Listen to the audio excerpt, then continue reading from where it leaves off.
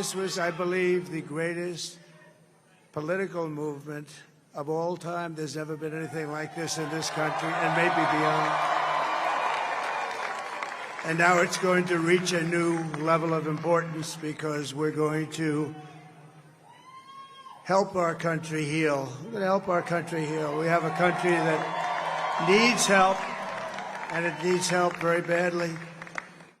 Pennsylvania and Wisconsin. Many people have told me that God spared my life for a reason.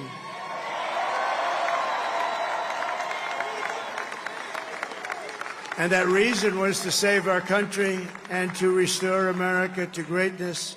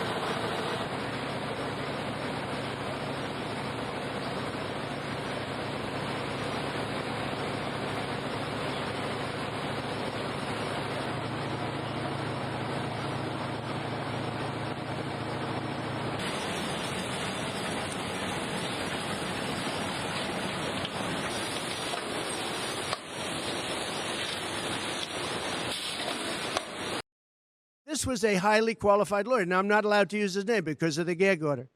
But, you know, he's a sleazebag. Everybody knows that. Took me a while to find out. But he was effective. He did work. But he wasn't a fixer. He was a lawyer. You know, they like to use the word fixer. He wasn't a fixer. He was a lawyer. At the time, he was a fully accredited lawyer. Now, he got into trouble not because of me. He got into trouble because he made outside deals, and he had something to do with taxicabs and medallions, and he borrowed money. And that's why he went. And then he pled to three election violations.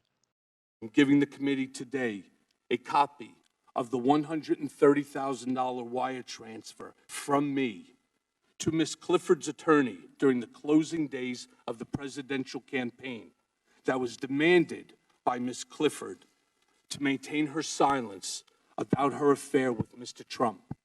And this is Exhibit 4 to my testimony.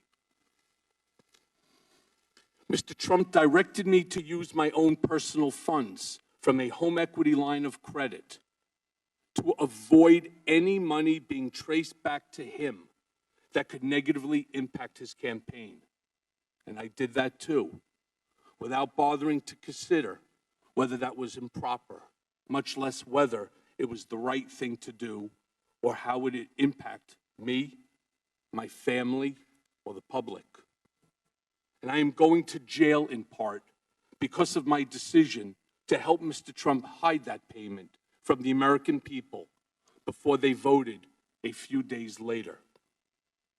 As Exhibit 5A to my testimony shows, I am providing a copy of a $35,000 check that President Trump personally signed from his personal bank account on August 1st of 2017, when he was President of the United States, pursuant to the cover-up, which was the basis of my guilty plea to reimburse me, the word used by Mr. Trump's TV lawyer, for the illegal hush money I paid on his behalf.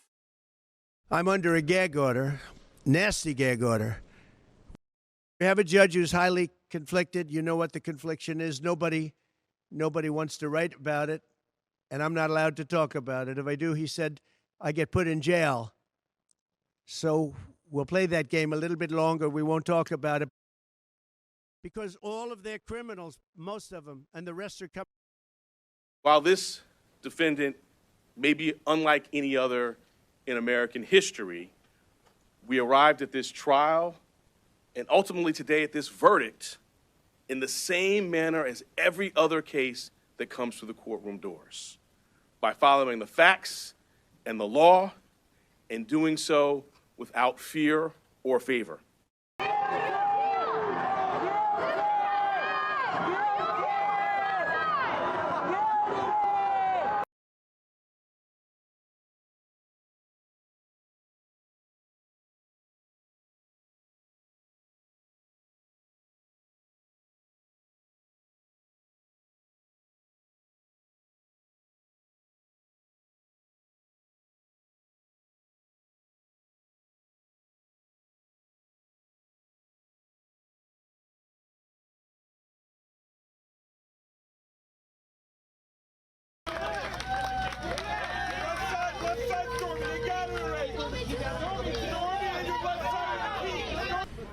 So for years, Mr. Cohen has acted like he is above the law. He has considered himself and openly referred to himself as Mr. Trump's fixer. He is played by a different set of rules, or should we say no rules at all. Thank you very much. Thank you.